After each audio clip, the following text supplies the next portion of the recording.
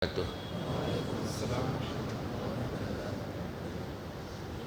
الله الرحمن الرحيم. الحمد لله وكفى وسلام على عباده الذين اصطفى. أما بعد، فأعوذ بالله من الشيطان الرجيم. بسم الله الرحمن الرحيم. يا أيها الذين آمنوا اتقوا الله وكونوا مع الصادقين. صدق الله العلي العظيم وصدق رسوله النبي الكريم ونحن على ذلك من الشاهدين والشاكرين والحمد لله رب العالمين. رب اشرح لي صدري ويسر لي أمري واحلل عقدة من لساني يفقهوا قولي. سبحانك لا علم لنا إلا ما علمتنا إنك أنت العليم الحكيم. اللهم رب زدني علما. اللهم إنا نسألك علما نافعا. اللهم جنبنا الفواحش والمعاصي والخطايا والزلل ما ظهر منها وما بطن. محترم حضرات، گزشتہ جمعہ میں نے جو کچھ عرض کیا تھا وہ یاد ہوگا. شیخ عبدالقادر جیلانی رحمۃ اللہ علیہ کے بارے میں عرض کر رہا تھا. بات پوری نہیں ہو سکی تھی. ایک تو ان کا فتویٰ تھا، 3 فتویٰ، 2 فتویٰ میں نے بتایا تھا، ایک باقی رہ گیا تھا، وہ بھی عرض کرنا ہے. اور ساتھ ہی ساتھ شیخ عبدالقادر جیلانی رحمۃ اللہ علیہ کون تھے اور ان کی زندگی کا پہلو کون سا زندگی کا پہلو ہے جو قابل تقلید نمونہ ہے، یہ بھی عرض کرنا ہے. اور اس کے بعد وہ متروک سنتوں کا جو سلسلہ چل رہا ہے، گزشتہ جمعہ بھی میں نے عرض کیا تھا اور آج بھی انشاءاللہ وہ سنتیں جو ہمارے درمیان سے ختم ہو گئی ہیں اور ان کا سنت ہونا بھی ہمیں یاد نہیں ہے، ہمیں معلوم نہیں ہے، انشاءاللہ وہ بھی عرض کریں گے. دوستوں اور بزرگوں، پہلی بات تو شیخ عبدالقادر جیلانی رحمۃ اللہ علیہ ولیوں کے سردار ہیں. بڑا اعلیٰ مرتبہ ہے، بڑا عالی مقام ہے.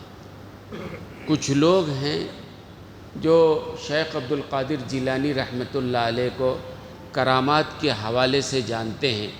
ان کی بڑی کرامتیں ہیں، بڑے اولیاء اللہ ہیں اور بہت کچھ بلا شبہ. لیکن شیخ عبدالقادر جیلانی رحمۃ اللہ علیہ کی زندگی کا جو پہلو قابل تقلید ہے وہ اصل میں سنانا چاہتا ہوں. محترم بزرگوں اور عزیز دوستوں، شیخ عبدالقادر جیلانی رحمۃ اللہ علیہ بہت بڑے عالم تھے، بہت بڑے اللہ کے ولی تھے اور بہت بڑے سرمایہ دار اور تاجر تھے. تینوں باتیں ذہن میں رکھیے. بہت بڑے عالم، مدرسہ نظامیہ بغداد سے پڑھا تھا انہوں نے، اس زمانے کا بڑا مشہور و معروف مدرسہ. تو نظامیہ بغداد سے حضرت نے پڑھا تھا اور باضابطہ وہاں سے انہوں نے سند حاصل کی، باضابطہ وہاں سے انہوں نے علم حاصل کیا. مکمل طور پر عالم فاضل، بڑے درجے کے عالم. اور دوسرے نمبر پہ پھر اللہ نے ولایت عطا فرمایا. پہلے درجے پہ علم ہے، اس لیے کہ علماء نے لکھا ہے، حضرت جنید بغدادی رحمۃ اللہ نے لکھا ہے، من تزہد بغیر علم فقد مات فی الکفر، کہ جو آدمی علم کے بغیر ولایت کا دعویٰ کرتا ہے یا زہد کا راستہ اختیار کرتا ہے، اس کے کفر پر مرنے کا اندیشہ ہے. اس لیے کہ شریعت ایک راستہ ہے، جب تک کچھ شریعت کا علم نہیں آپ چلو گے کیسے؟ اسی لیے علماء نے لکھا ہے کوئی جاہل یہ ولی نہیں ہو سکتا ہے. یا تو اللہ نے اس کو علم لدنی عطا فرمایا ہو یا بہرحال باضابطہ اس نے علم حاصل کیا ہو. شریعت کا علم بہرحال چاہیے، بغیر علم کے چلے گا کیسے؟ تو شیخ عبدالقادر جیلانی رحمۃ اللہ علیہ بہت بڑے درجے کے عالم تھے. ان کے ایک ساتھی ہیں عبداللہ تمیمی. عبداللہ تمیمی بہجت الاسرار میں واقعہ لکھا ہے کہ عبداللہ تمیمی کہتے ہیں کہ میں اور شیخ عبدالقادر جیلانی اور ابن سقا، یہ 3 ساتھی مدرسہ نظامیہ بغداد میں بڑے اچھے دوست تھے.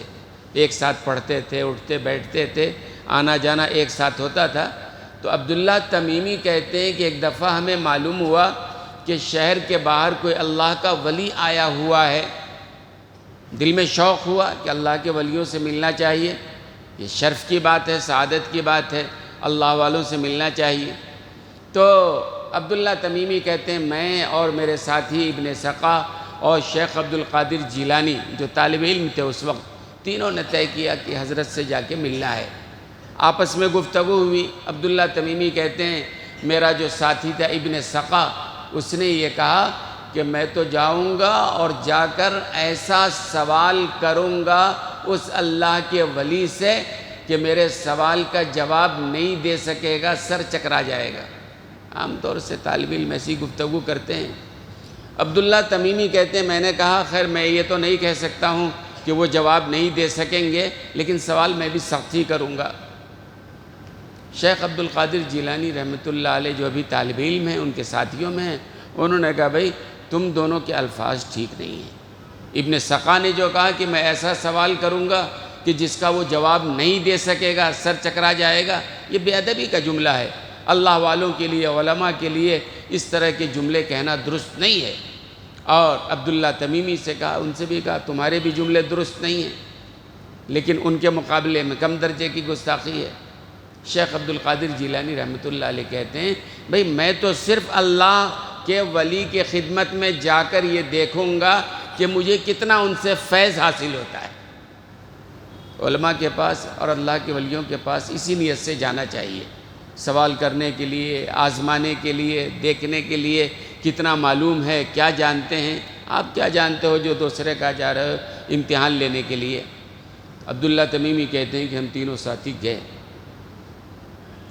تو جاتے ہی وہ اللہ کے ولی سے ملاقات ہوئی، اور اللہ کے ولی نے جو ہے بڑے غضبناک نگاہوں سے ابن سقا کی طرف دیکھا، جس نے کہا تھا میرے سوال کے جواب نہیں دے سکے گا۔ بڑے غضبناک نگاہوں سے دیکھا اور کہا ابن سقا تمہارا بھلا نہ ہو، تم مجھ سے ایسا سوال کرنا چاہتے ہو جس کا جواب میں نہ دے سکوں۔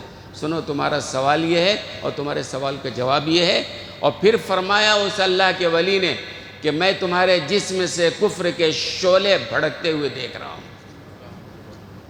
بات ہو گئی۔ عبداللہ تمیمی کہتے ہیں پھر میرے طرف وہ اللہ کے ولی متوجہ ہوئے اور مجھ سے انہوں نے کہا کہ تو مجھ سے بڑا سخت سوال کرتا ہے، سن تیرا سوال یہ ہے، تیرا جواب یہ ہے۔ اور آگے انہوں نے کہا کہ میں دیکھ رہا ہوں کہ دنیا تمہارے کان کے لو تک پہنچ گئی ہے۔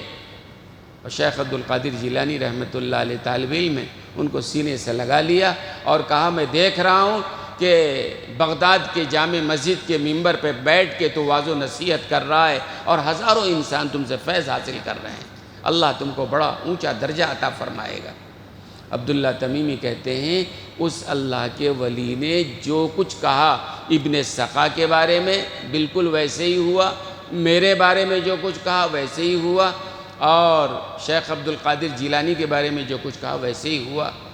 ابن سقا کا کیا حال ہوا؟ کہتے ہیں اس نے پڑھا، ذہین تھا، محنت کیا اور اعلیٰ درجے سے کامیابی حاصل کی، اور فراغت کے بعد اس کے مناظرے ہونے لگے، اس کے جلسے ہونے لگے، لوگ دور دور سے سننے کے لیے آنے لگے، غرور پیدا ہوا۔ تو عیسائی جو ہے، عیسائی بادشاہ اس زمانے کا، اس نے اپنے دربار میں عیسائی مناظرین کو بلایا اور ابن سقا کو دعوت دیا کہ تم بڑے مناظر ہو نا، آ کے ذرا مقابلہ کرو۔ ابن سقا گیا اور عیسائی بادشاہ نے جتنے عیسائی مناظر کو بلایا تو سب کو ہرا دیا۔ بادشاہ بڑا پریشان ہوا کہ ہمارے سارے پادری ہار گئے نا۔ اتنے میں بادشاہ کی جوان بیٹی سامنے سے گزری، ابن سقا کی نظر پڑی۔ ابن سقا نے کہا یہ کون ہے؟ بادشاہ نے کہا میری بیٹی ہے۔ کہا میرا نکاح اس سے کر دو۔ تو بادشاہ نے کہا میں تیار ہوں، لیکن تم کو اسلام چھوڑنا پڑے گا، عیسائیت قبول کرنی پڑے گی۔ اس نے کہا ٹھیک ہے چلو۔ اس نے اسلام چھوڑ دیا، عیسائیت قبول کر لیا، اور پھر اس کے بعد بادشاہ نے شادی کر دیا۔ شادی کے بعد اس کے جسم میں کوڑ پھوٹ گیا اور بادشاہ نے اس کو اٹھا کے شہر کے باہر پھینکوا دیا۔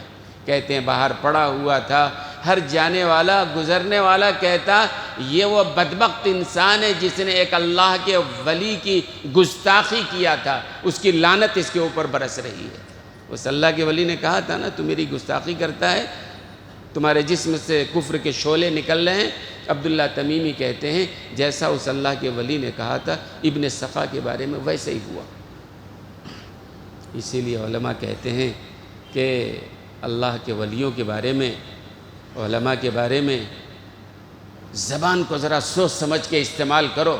مولانا رومی رحمۃ اللہ علیہ نے کہا، میں نے پہلے بھی سنایا ہے، کیوں خدا خواہد پردہ کس درد، میلش اندر تانے پاکاں کند۔ مولانا رومی رحمۃ اللہ علیہ نے لکھا ہے کہ کیوں خدا خواہد پردہ کس درد، اللہ تعالیٰ جب کسی کو ذلیل کرنا چاہتا ہے نا، ذلت عزت تو اللہ کی طرف سے ہے نا، اللہ عزت دینا چاہتے ہیں تو ویسے راستے لگاتے ہیں، تو جب اللہ تعالیٰ کسی کو ذلیل کرنا چاہتے ہیں تو اس کے اندر وہ اولیاء اور علماء کی تنقید کا اس کے اندر جذبہ پیدا ہو جاتا ہے۔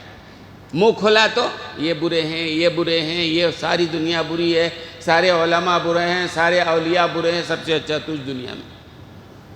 فرمایا سمجھو، کوئی اگر ایسے اللہ والوں پر کوئی اس طرح سے برائیاں بیان کر رہا ہے تو سمجھو کہ اس کے ذلیل ہونے کا وقت آ گیا ہے، اللہ اسے ذلیل کرنے والے ہیں۔ عبداللہ تمیمی کہتے ہیں میرے بارے میں جو کہا تھا ویسے ہی ہوا۔ پڑھنے کے بعد جیسے ہی میں فارغ ہوا تو نور الدین زنگی شہید انہوں نے مجھے بلا لیا اور وزارت اوقاف میرے حوالے کر دیا۔ کہتے ہیں کہ میں نے جو کہا تھا اللہ کے ولی نے کہ دنیا میرے کان کے لو تک پہنچ گئی ہے، واقعی دنیا میں غرق ہو گیا میں۔ اور کہتے ہیں کہ شیخ عبد القادر جیلانی رحمۃ اللہ علیہ کے بارے میں جو کچھ کہا تھا کہ تو جامع بغداد کی جامع مسجد کے ممبر پہ بیٹھ کے واعظ و نصیحت کرے گا، میں نے دیکھا کہ حضرت واقعی عالم ہونے کے بعد جامع مسجد بغداد کے ممبر و محراب سے واعظ و نصیحت کہہ رہے ہیں اور ہزاروں انسان فیض یاب ہو رہے ہیں۔ تو اس واقعے میں عبرت یہ ہمارے لیے ہے کہ جو اللہ کا ولی ہوتا ہے اس کی خدمت میں جانا چاہیے۔ دوسری بات، اللہ کے ولیوں کی بے ادبی نہیں کرنی چاہیے، بے ادبی تو کسی کی بھی نہیں کرنی چاہیے۔ با ادب با نصیب، بے ادب بے نصیب۔ جو با ادب ہوتا ہے اس کی تقدیر اچھی ہوتی ہے، جو بے ادب ہوتا ہے بری تقدیر ہوتی ہے اس کی۔ کوئی کسی کی بھی بے ادبی کرو، ماں باپ کا بھی بے ادب کبھی منزل پہ نہیں پہنچ سکتا ہے، کامیاب نہیں ہو سکتا ہے۔ استاد کا بے ادب بھی صحیح علم حاصل نہیں کر سکتا ہے، پیر کا بے ادب بھی کوئی منزل مقصود تک نہیں پہنچ سکتا ہے۔ کسی کی بھی بے ادبی کرو یہ بری بات ہے، اللہ ہماری حفاظت فرمائے۔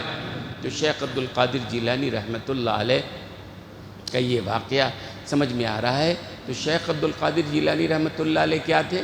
بہت بڑے عالم تھے۔ عالموں کا عالم کہو تو اللہ نے بڑا علم عطا فرمایا تھا، ٹھیک ہے۔ عام طور سے ہمارے ذہنوں میں ہوتا ہے فلاں ولی فلاں ولی فلاں ولی، وہ پہلو ذہن میں ہوتا ہی نہیں کہ وہ عالم بھی ہے۔ بغیر عالم ہوئے ولایت کا تصور نہیں ہے۔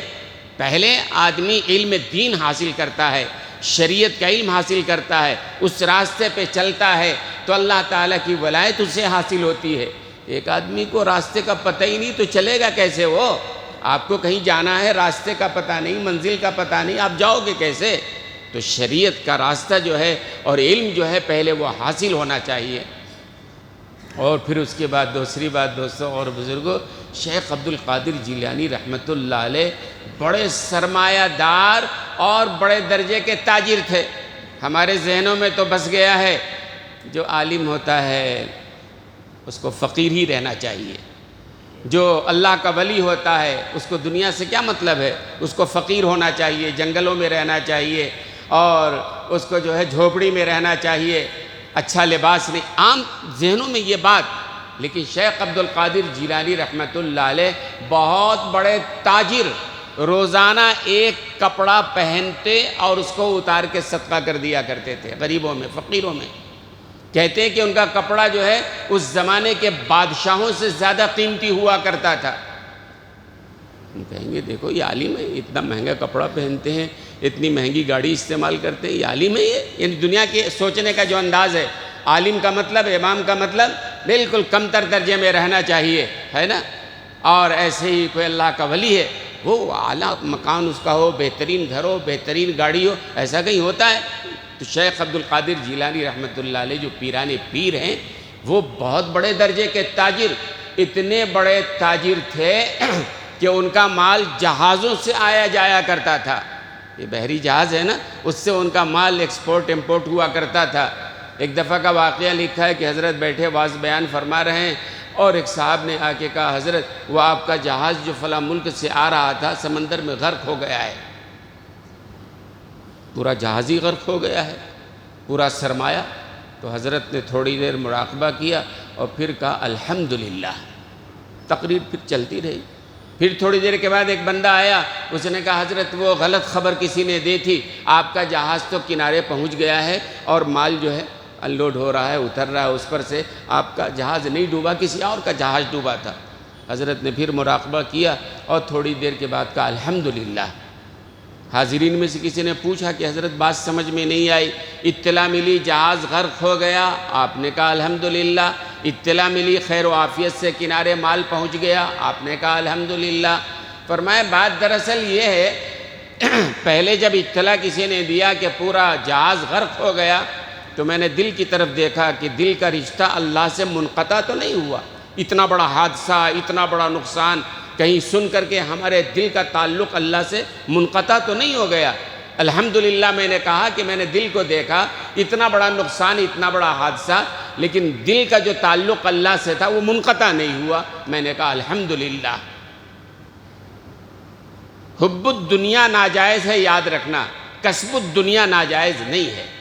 بات یاد رہے گی، حب الدنیا ناجائز ہے لیکن کسب الدنیا، دنیا کا کمانا، یہ ناجائز نہیں ہے۔ لیکن دنیا کو دل میں بٹھا لینا کہ آدمی کے پاس مال آئے تو پھر آدمی زکوٰۃ دینا بھی بھول جائے، غریبوں کے حقوق ادا کرنا بھی بھول جائے، پھر مال حاصل کرنے میں جائز ناجائز کو بھی بھول جائے، وہ حرام حلال کو بھی بھول جائے، یہ حب الدنیا ہے۔ کسب الدنیا یہ ہے کہ آدمی دنیا کما رہا ہے اور اسلام نے حکم دیا ہے کمانا چاہیے، روزی کمانا یہ بھی ایک عبادت ہے۔ تو شیخ عبد القادر جیلانی رحمۃ اللہ علیہ اتنے بڑے تاجر ہیں، فرمایا کہ اطلاع ملی کہ جہاز ڈوب گیا، میں نے دیکھا دل کی طرف، الحمدللہ اللہ سے رشتہ منقطع نہیں ہوا۔ اور پھر جب اطلاع ملی کہ آپ کا جہاز کنارے پہنچ گیا ہے، میں نے پھر دل کی طرف نگاہ کیا کہ اس خوشی میں کہیں ہمارے دل کا رشتہ اللہ سے منقطع تو نہیں ہوا۔ آدمی دو ہی معاملے میں بگڑتا ہے، یا تو غمی کے معاملے میں یا خوشی کے معاملے میں۔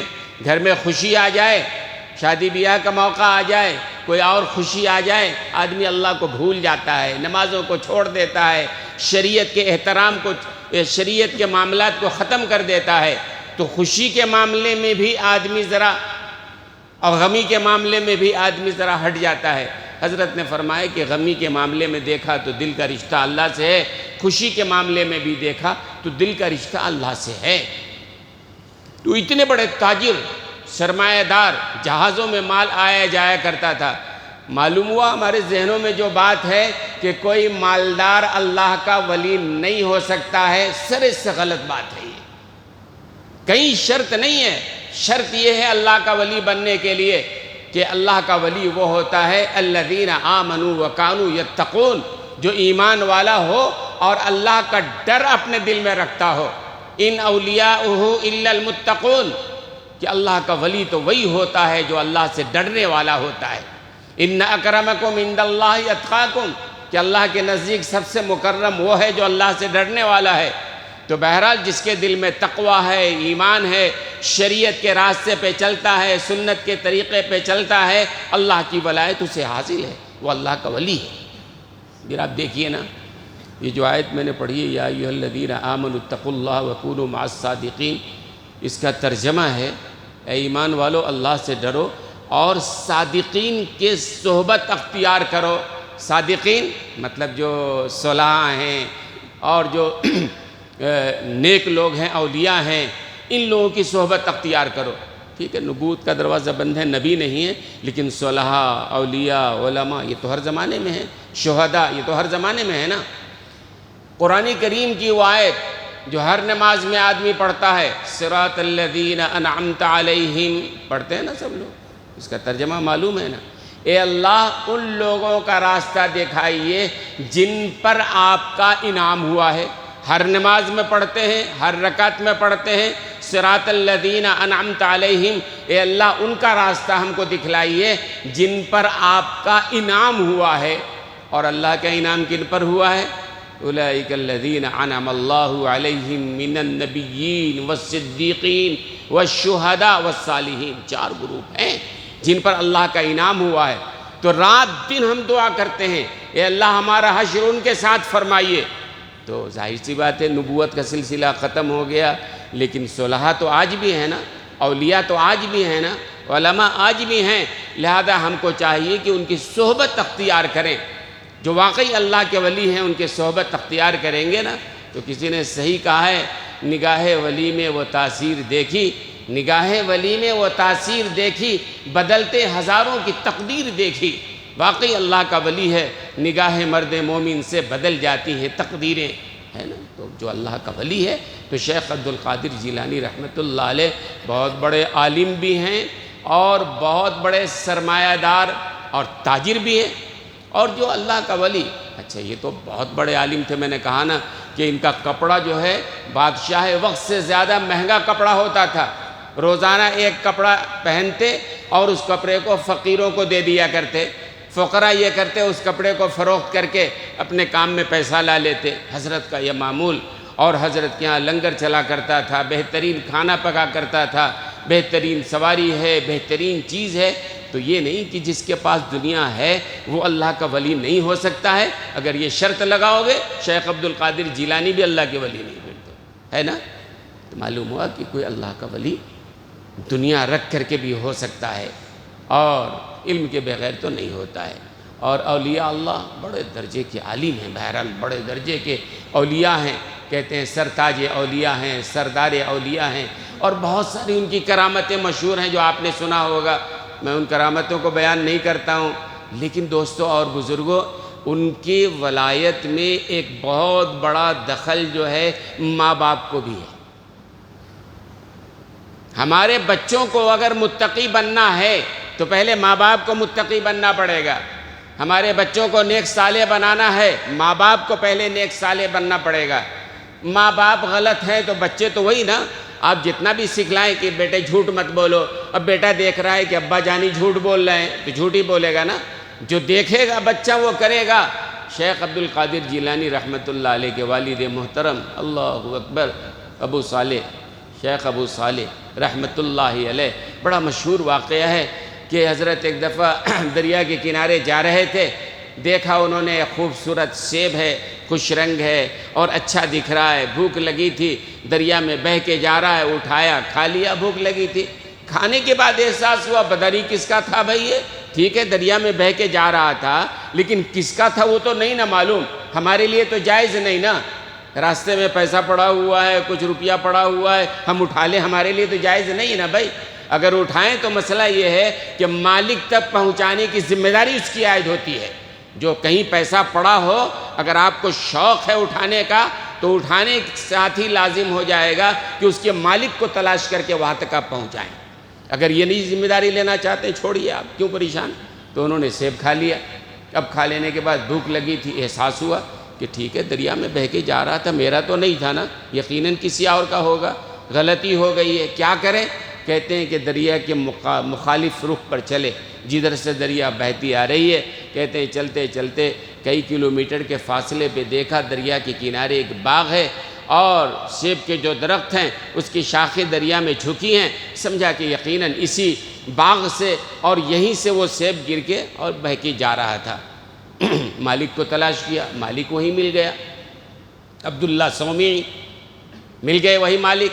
انہوں نے پوری بات بیان کی کہ سیب بہہ کے جا رہا تھا، میں نے کھا لیا ہے، غلطی ہو گئی، آپ معاف کر دیجئے، آپ کے باغ کا یہ سیب تھا، آپ اس کے مالک تھے۔ اب عبداللہ سومی انہوں نے دیکھا، پہچان لیا آدمی کو کہ اس بندے کے دل میں کتنا اللہ کا ڈر ہے بھئی، یہ ایک سیب کھا لیا کہیں اور معافی مانگنے کے لیے اتنی دور سے چل کے آیا ہے۔ انہوں نے کہا بہت قابل ہے۔ پھر اس کے بعد نسب پوچھا، بتایا کہ نسب کہاں سے ہے، عالی نسب۔ تو اس کے بعد انہوں نے کہا عبداللہ سومی نے، جو باغ کے مالک تھے، کہ ٹھیک ہے میں آپ کو معاف کرنے کے لیے تیار ہوں، لیکن میری شرط ہے کہ میری بیٹی ہے جو گونگی ہے، بہری ہے، اندھی ہے، آپ اس سے شادی کر لیں تو میں معاف کرنے کے لیے تیار ہوں، میری شرط ہے یہ۔ اب انہوں نے سوچا، شیخ عبدالقادر جیلانی کے والد محترم شیخ عبداللہ نے سوچا، شیخ ابو صالح نے سوچا، کہ بھئی یہ تو زندگی بھر کا مسئلہ ہے نا، اپاہج کے ساتھ زندگی گزارنا یہ تو بڑا مشکل کام ہے۔ پھر سوچا جوانی تو چند دنوں کی ہے، وہ تو گزر جانا ہے، بہرحال چھوڑو جانے دو، لیکن آخرت میں اگر پکڑ ہو گئی کہ سیب کیوں کھا لیا تو جواب کیا دیں گے ہم؟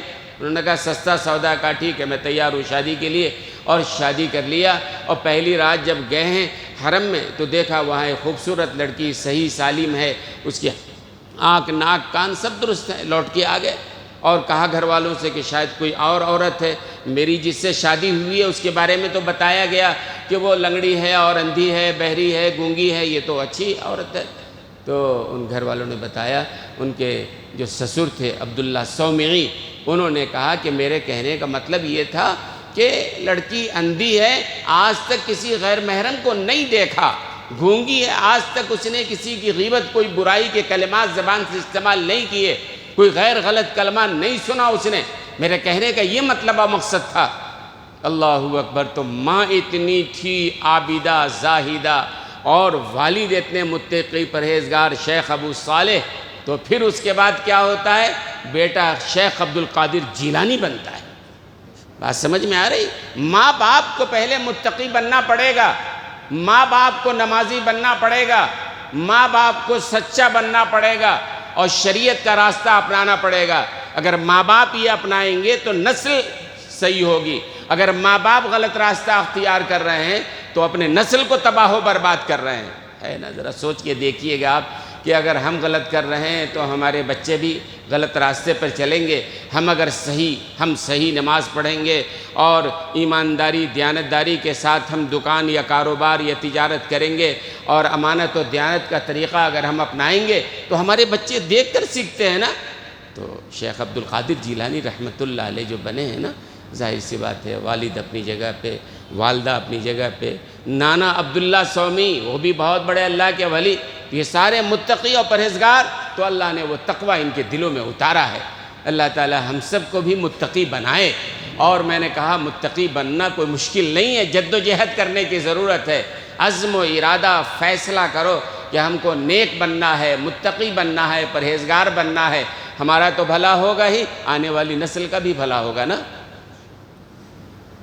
شیخ عبد القادر جیلانی رحمۃ اللہ علیہ کا وہ فتویٰ بھی آپ کو سنانا چاہتا ہوں، گزشتہ جمعہ سنایا تھا نا۔ ان کے 3 فتوے، عام طور سے لوگ کرامتوں کا تذکرہ کرتے ہیں اور دوسری باتوں کا تذکرہ کرتے ہیں، لیکن یہ 3 فتویٰ بہت سارے لوگوں کے گلے سے نہیں اترتا ہے۔ پہلا فتویٰ کیا تھا یاد ہے نا؟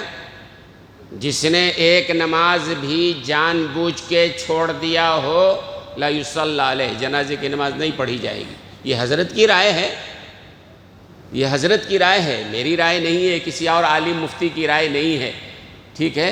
یہ حضرت کی رائے ہے سخت ترین۔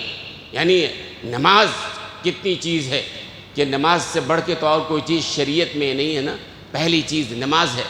اور دوسری بات یہ فرمایا تھا کہ من ترک الصلاۃ متعمدا ولو واحدا لا یدفن فی مقابر المسلمین، مسلمانوں کے قبرستان میں دفن بھی مت کرو، یہ ان کی رائے، ان کا فتویٰ۔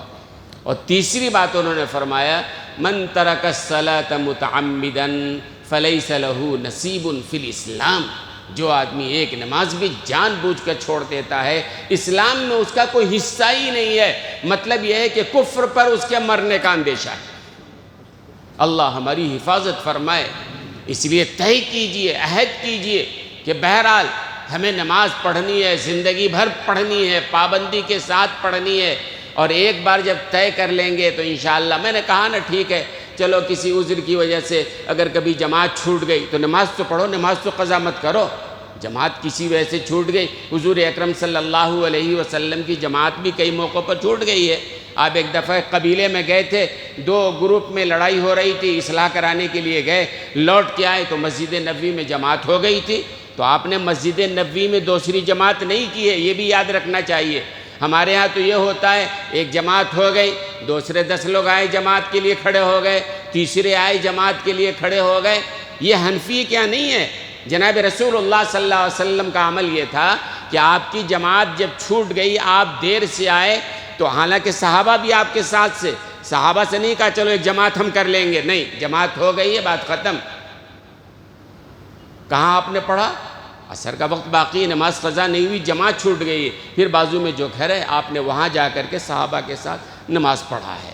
تو یہ مسئلہ ہے کہ ایک بار جماعت ہو گئی۔ ہاں، جن مسجدوں میں امام متعین نہیں ہے، وقت متعین نہیں ہے، جیسے شاہراہ کی مسجدیں ہیں یا ایسی مسجدیں ہیں جہاں لوگ آ رہے ہیں جا رہے ہیں، گزرگاہ ہے، ٹھیک ہے، کوئی آیا، کوئی قافلہ آیا، نماز پڑھا چلا گیا، دوسرا قافلہ آیا، شاہراہ پر جو ہوتا، ہائی وے پہ جو مسجدیں ہوتی ہیں بہت ساری، وہاں دیکھیں آپ ایسے ہی ہوتا، وہاں جائز ہے۔ لیکن جو محلے کی مسجد ہے جہاں باضابطہ نماز کا وقت متعین ہے، سب کو معلوم ہے کہ بھائی ظہر کی نماز 1:30 بجے ہونی ہے، پھر کیا وجہ ہے کہ بلا وجہ دکان میں بیٹھے بٹھائے ہم 1:30 بجے کی جماعت چھوڑ کر 2 بجے آ کر دوسری جماعت شروع کر دیں؟ کوئی وجہ نہیں ہے نا، پھر جماعت کا جو مقصد ہے وہ مقصد فوت ہو جاتا ہے۔ تو جناب رسول اللہ صلی اللہ علیہ وسلم، تو میں یہ کہہ رہا تھا کبھی کسی وجہ سے جماعت اگر چھوٹ گئی تو بھی نماز تو قضا مت کرو۔ کسی وجہ سے آپ مسجد نہیں آ سکتے ہو، گھر میں نماز پڑھ لو، لیکن نماز تو پڑھنا ہے۔ بہرحال جان بوجھ کے بلا وجہ آدمی اگر نماز چھوڑ رہا ہے تو پھر اس کے لیے شیخ عبد القادر جیلانی رحمۃ اللہ علیہ کی یہ بات ہے جو میں نے عرض کیا، اور حضرت کے لیے اور بھی بہت کچھ کہنے کی بات ہے، لیکن اس سے ہٹ کے یہ فتویٰ میں نے سنا دیا ہے نا۔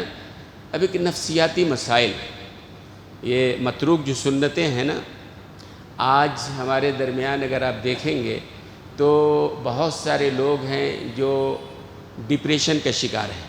بہت سارے لوگ ڈپریشن سمجھ رہے ہیں نا، آدمی کو کچھ سمجھ میں نہیں آتا ہے، نروس ہے، کیا کرے، کدھر جائے۔ بہت سارے لوگوں کی شکایت ہے، ڈپریشن کا شکار ہے وہ۔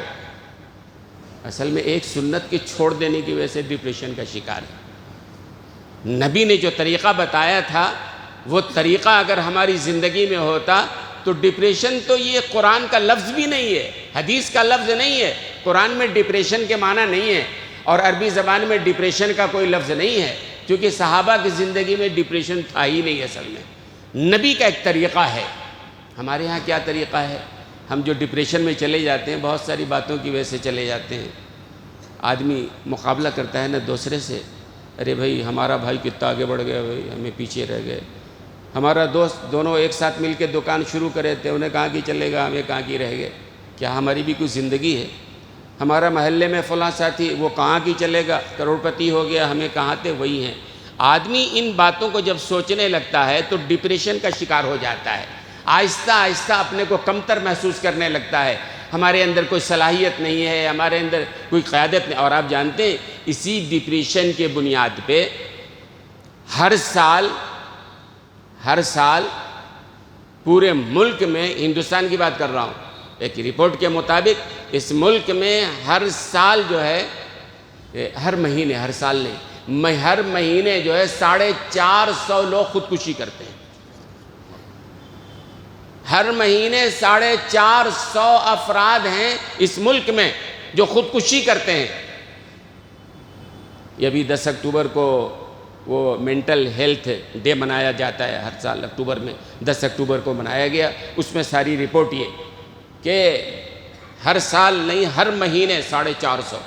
آپ دن کا حساب ڈال لیجیے، 18، 19، 20 پڑے گا، روزانہ یہ ہو رہا ہے۔ اور الگ الگ، بہرحال یہ کیوں ہے؟ اصل میں یہ جو لوگ خودکشی کرتے ہیں نا، وہ کچھ نہ کچھ مینٹل پرابلم ہوتا ہے، یا تو ڈپریشن کا، یا نروس ہیں، یا کسی اور کو لے کر سامنے دیکھ کر فلاں بڑھ گیا۔ جو آدمی خوش و خرم ہے، کھا رہا ہے، کما رہا ہے، وہ کیوں جائے وہ خودکشی کرنے کے لیے؟ خودکشی کرنے کی کچھ وجہ ہوگی نا۔ تو اکثر خودکشی کرنے والے وہ ہوتے ہیں جن کا کچھ نہ کچھ مینٹل پرابلم ہوتا ہے، ڈپریشن کا شکار ہوتے ہیں، ان کے مقصد کے مطابق ان کو زندگی نہیں ملتی ہے، ان کے مقصد کے مطابق ان کا خواب پورا نہیں ہوتا ہے۔ ہر آدمی نے خواب دیکھ لیا ہوتا ہے، ہمارے پاس گاڑی ایسا ہو، اور گھر ایسا ہو، ہماری بیوی ایسی ہو، ہمارے بچے، ہے نا۔ خواب تو دیکھنا آسان ہے لیکن عملاً پورا کرنا اپنے اختیار میں نہیں ہے، کیونکہ ڈپریشن کی بنیاد پہ اصل میں جو ہے یہ اتنے لوگ خودکشی کر رہے ہیں، پتہ نہیں چلتا ہے، لیکن سروے ہے بہرحال خودکشی کرنے والوں کی تعداد ہے، خودکشی جو کر رہے ہیں وہ ڈپریشن کی وجہ سے۔ علاج کیا ہے اس کا؟ حضور اکرم صلی اللہ علیہ وسلم نے جو علاج بتلایا ہے، آسان سنت ہے، بہترین سنت ہے، ہم نے بھلا دیا ہے، ہم نے چھوڑ دیا ہے۔ وہ بات اگر کہی جائے تو بات سمجھ میں نہیں آتی ہے، یہ بھی کوئی بات ہے، لیکن نبی کی بات تو نبی کی بات ہے نا۔ میں نے کہا نا نبی کی بات میں کروڑویں درجے میں بھی غلطی کا امکان نہیں ہے، نبی کی بات ہے، نبی نے جو کہہ دیا وہ کہہ دیا، اللہ کی طرف سے وحی آئی، نبی نے کہہ دیا ہے، اس میں کامیابی ہی کامیابی ہے، جو اپنائے گا کامیاب ہوگا، جو نہیں اپنائے گا ناکام ہوگا۔ لیکن کوئی کہے کہ نبی کے طریقے کو اپنا کر ہم ناکام ہوئے، ایسا نہیں ہو سکتا ہے، بالکل یقین کے ساتھ میں کہہ سکتا ہوں ایسا نہیں ہو سکتا ہے۔ کوئی کہے کہ نبی کے طریقے کو اپنایا اور سنت کا طریقہ ہم نے اپنایا اور پھر ہم ناکام ہو گئے، ایسا ہو ہی نہیں سکتا ہے۔